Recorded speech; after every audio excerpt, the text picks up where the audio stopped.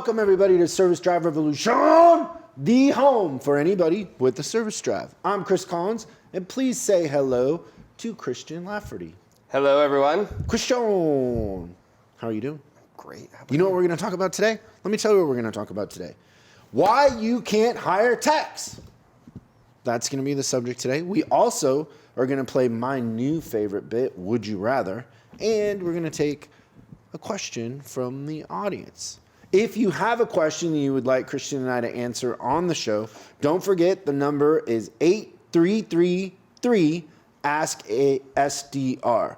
For our friends in Canada, that is 8333-ASK-SDR.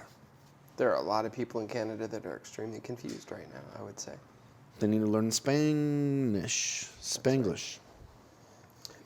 You did that thing where you actually asked the question and then answered it before I even had a chance. And Yeah, I like doing that to people. Yeah, and you got upset that I did that to you. Sometimes, like if upset, that might be an exaggeration. Upset. So, like if I were to ask you, really? If I were to ask you, how many service managers does it take to screw in a light bulb? How many service managers does it take to screw in a light bulb? I give up. 3. 1 to unclog the toilet, 1 to deprogram the building alarm, and then the other one actually to do the screwing of the light bulb. That's so true. Who does the general sales manager call when the sales department's toilet is backed up? The service manager. Yeah. So funny. You want to let's start off with Would You Rather. Yeah, you really liked the segment. Yeah, I did. That last episode was rough. You were working in Vermont for a year? Yeah, I'm pretty sure. As opposed to a week in Waterloo. Like, the logic on that was horrible, but... Okay, this one's just as bad. I can't wait. Okay. Christian, would you rather ride up a night drop that ends up being a comeback for an advisor that's no longer there? The tech is still there, but the advisor's gone. On a Volkswagen Vanagon that the tech left the lug nuts loose and the wheel came off driving on the freeway. Wow. So it was towed in on the weekend, on Sunday, and it's sitting there on a jack. There's 3 wheels on it. It's missing the wheel jumped the median. There's a lot going on there. And it's it's a night drop. It's a freaking Vanagon, too. You're going to have to call the customer. Would you rather do that or write a 20-line warranty RO on a car that's 1 day out of warranty, but they made the appointment a week ago? Wow. So a 20-line warranty RO, and they're 1 day out of warranty, but they made the appointment a week ago. Those are both flaming piles of doo-doo. Like, I love it. Which would you rather have? Whew. Just imagine the face of that tech when he gets that 20-line RO. Yeah. I really think I'm good at this. Yeah. These haven't been clear-cut. It's definitely been the lesser of 2 evils. Whew. I tell you what, I think I'm taking the Vanagon. Really? Yeah. The comeback for a different advisor? Yeah. Wheel came off? Yep. Because it's my opportunity as the advisor to become the hero. I know you never wrote service for Volkswagen, but you were a manager. I managed Volkswagen. But you probably didn't write up a lot of Vanagons, did you? We had a technician that specialized in it. People would bring their Vanagons from all over the country and have them work on them. You know what the greatest thing is about Vanagons? The water cooler lines. So the radiators in the back. Went all the way to the back. That's right. They leak. Yeah. Those are the greatest. And I think they're like 6 hours or something to do. Yeah, they're definitely quirky little buggers. Okay, so the Vanagon. Yeah, I'll take the Vanagon. Because you're getting into a situation where, since the advisor left already, then you get to kind of take over and get the fresh start. So you're thinking you'd make a friend? I would absolutely make a friend out of the whole deal. Okay, cool. Let's go to your questions. Remember the number, if you have a question, it doesn't have to just be about service or parts. It could be anything, marriage advice, whatever. 8333 Ask SDR. Let's go to the question. Hey, Chris. My name is Kelly. I work here in southern Louisiana. My question for you was working with technicians. I don't want to overstep and make a technician feel like I'm second guessing his diagnosis. He is the technician. He's had the training. But dealing with techs and just knowing that they either didn't take the time to diagnose it and it seems like we're throwing parts at something, or them basically saying that a part failed a certain way, and then either by knowledge or doing my own research, talking to other technicians, knowing that that's not how that part operates. I've actually sold a job on a car where he told me the turbo was leaking, needed to be replaced, only to find out. And my customer didn't actually have a turbocharged car. So that was my fault partly too, because I didn't actually go out there and put my eyes on it, being, busy in the front. But I feel like my customers lose their faith in me, makes me feel like a liar. And I don't know how to approach a technician that way without, ruffling some feathers in the shop. Or if I need to ruffle feathers, that's fine too. I just try to keep the peace, when possible. Ouch. What would you say to that? Well, I think that there's a couple of things going on there. I'll let you address what you would do with the technician that told you that it needed a turbo. But in general, I think that this is something that as an advisor that I actually had to get really, really good at, because I don't know anything about fixing cars, right? So like when I went from sales back to So no matter service, what you said, it was an insult to the tech. yeah. So what I did is I went back into the shop and I really asked them for a show and tell. What I did is I fell on my sword. I said, you know what, guys, I'm sorry. I don't know anything about fixing cars. And the more that you help me explain this to someone, the better off I'm going to be able to sell it for you. But in the meantime, when they're showing me the thing, it's also kind of confirming their diagnosis a little bit too, right? Because they've got to show me whatever the thing is that's broken. But a tech telling you about something that's needed that's not on the car, that's a different scenario, don't you think? Do you think that the tech was messing with her, or do you think that the tech that was real? So what I think happens in some cases is technicians, when you figure you've been working on the car for 20, 30 years, you get an RO, it's got a certain complaint on it, and in your head you automatically go to, oh, it needs a turbo because of the description of the issue, and then you give it back to the advisor, say, call them, tell them it's going to need a turbo. Like, you don't look at the car or anything like that. So that probably works in 95% of the cases where they're right because of their experience, but in those 5% of the cases, like, I don't know, it's unacceptable to call somebody and tell them that they need a part that they don't own. I think there's a term for this in psychology, but before we talk about that, like, I think in that situation, I would go back to the tech and I would, like, let's say the tech's name's John or whatever, and I'd be like, John, your parents like did a terrible job raising Go you. right to the parents. Yeah, like, just ethically, like, they raised a savage. Like, what? It's bad parenting or something, but I don't think you can let that slide. No. You got to make a big deal out of that. But in psychology, they kind of call this process versus content, or process or content.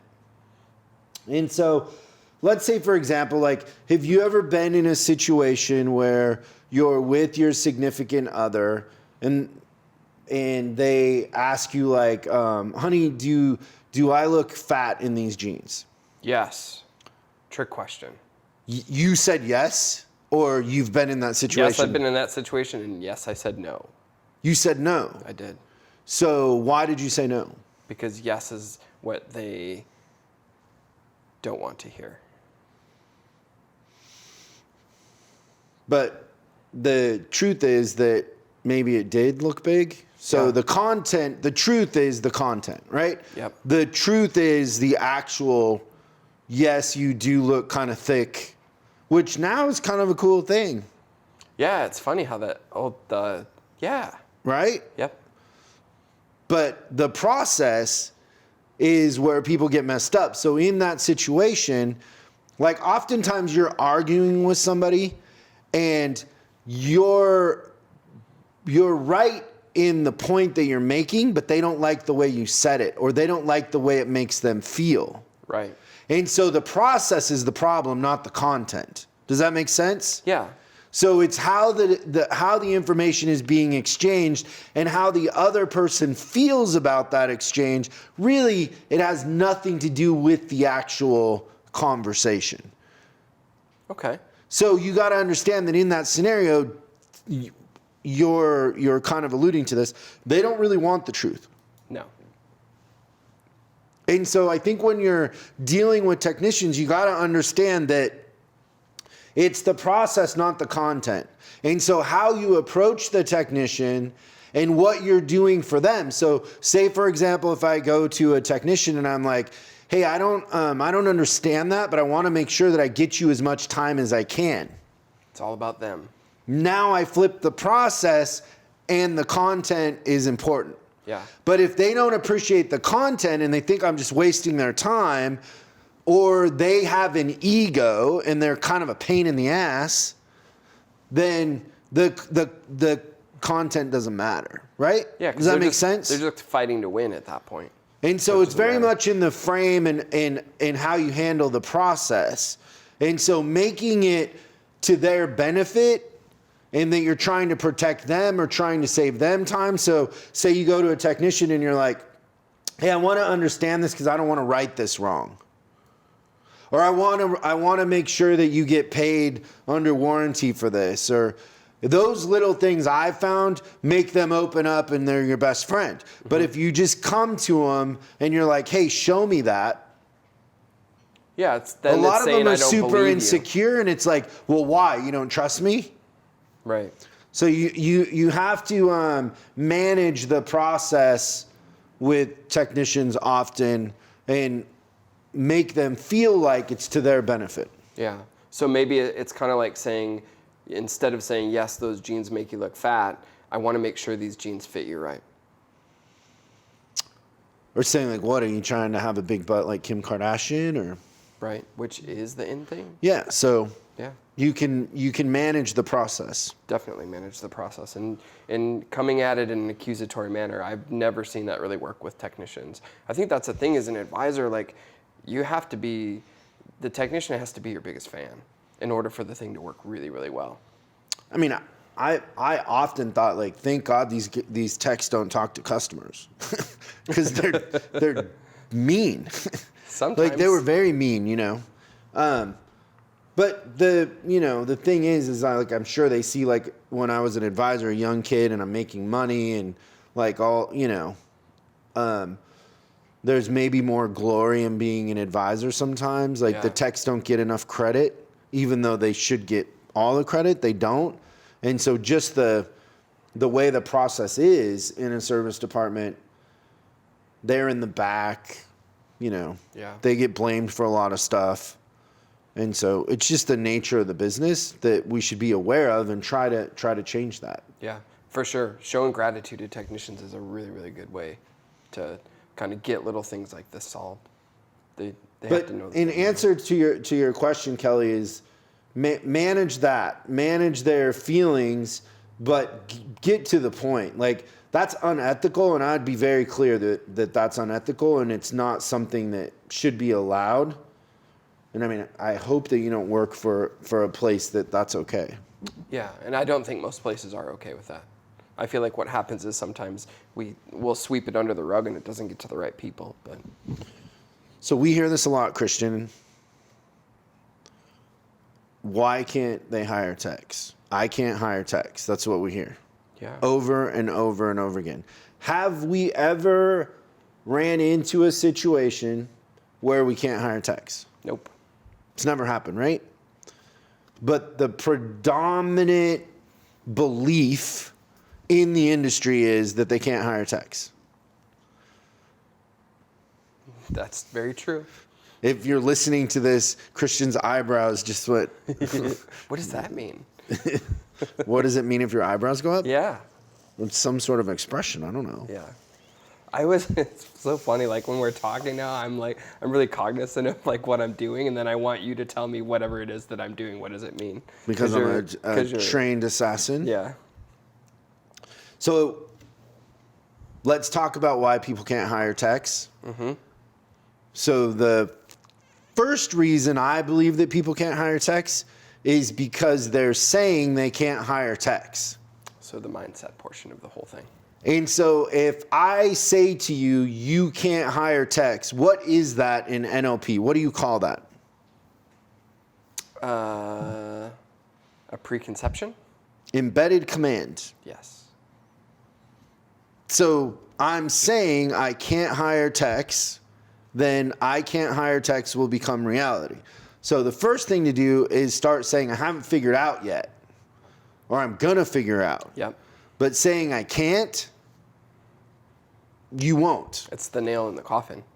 Yeah. You're going to be 100% accurate in that situation most of the time. Okay, the next thing in hiring techs that we see is that the ads are terrible. Yes. The ads are written by an HR department.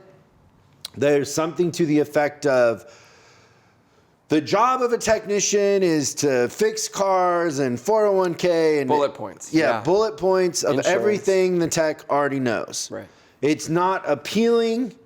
You have to understand that technicians that are good aren't looking. And so most of the time those ads only are replied by technicians that you probably don't want, that are bouncing around. Maybe if you're lucky, somebody's relocating. But for the most part, you're not attracting anybody with the ad. Yep. So knowing how to write a good ad that attracts the right technician, and it's not your fault, but it is like sales copy. You have to be able to do that, which is why in our stuff we have swipe files of tech ads that work, and we're always collecting them and testing them because everybody isn't good at writing them, but if they have examples, they usually can do it. Yep. The other one is that they delegate it to HR. Which is a task for them. It's not a lifeblood of their business. When it's HR, it's just them just doing one more thing on their list for the day. It's not their fault, I don't think. I just think that if you're going to try and hire techs, like, you have to do it. I think it's easier to hire just about every other position than techs. Techs is the hardest one. Yeah, but to an HR person, you don't see the difference between hiring a receptionist and hiring a technician. It's all one ad. So they don't understand the complexity of the whole thing. And when you look at how much gross a technician produces, like, so say your average tech produces 12,000 in gross, something like that. It's 144,000 a year. So 144,000 a year in gross just by one hire. Why would you delegate that to anybody? Why wouldn't you be the one selling that, engaging? It works better if you do it. Yeah, you can't delegate it. But oftentimes we delegate it and then we wonder why it isn't working. Yeah. But they don't. Most of the time, HR doesn't understand how to get techs. The other thing that we see a lot is the placement of the ad. Yeah, the where. Everybody just automatically puts their ad up on Indeed. Indeed just puts it around your local area, and that's it.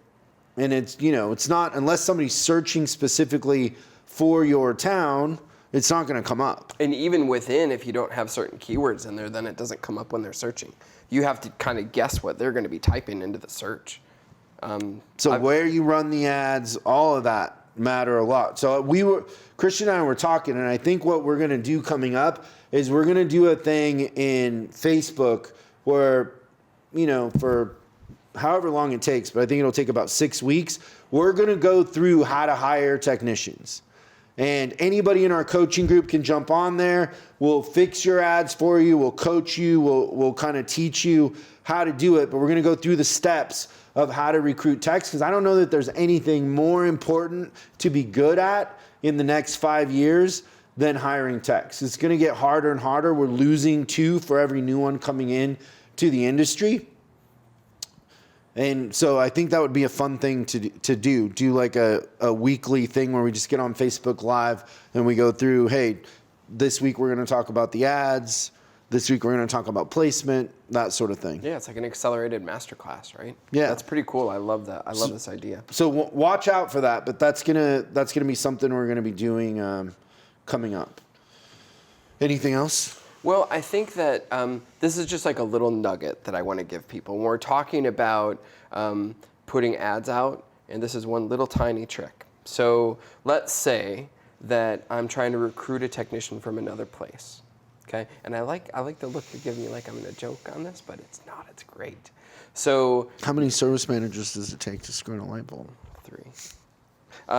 So let's say that I'm a technician and I've been at my shop for 10 years and all of a sudden my shop is starting to get slow and my hours keep going down every week. So when am I at the most vulnerable to look somewhere else for a job? When your hours are going down? Yep. Specifically. Like what day of the week do you think? Oh, I don't know. I think on payday. So I think that if I was going to post an ad with almost all the sites, it's like it's a most recent thing, right? So you're at the top of the feed with your advertisement. So when I think about when I want to place my ads, I want to do it Friday at like 3:30. Because when they get home at 5 and they're like, I can't take another paycheck like this, your name magically appears. Genius, I like it. So that's So my timing. one little nugget. The timing of it, like the whole thing is strategy. If we played it like a really complex strategic game, we'd be way better at it. Yeah, it is complex, and you got to embrace the complexity of it. But fun show. Thanks, you guys. Remember, if you have any questions, 8333-ASK-SDR, and we will see you next time on Service Drive Revolution.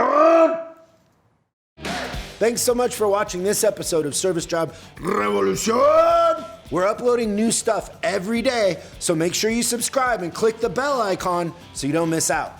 If you have a question you'd like us to answer on the show, call 8333-ASK-SDR and we'll answer your question on the show. That's 8333-ASK-SDR. For special deals on our books and training, head over to offers.chriscollinsinc.com. Now that's offers.chriscollinsinc.com. I'm Chris Collins, and I'll see you in the next video.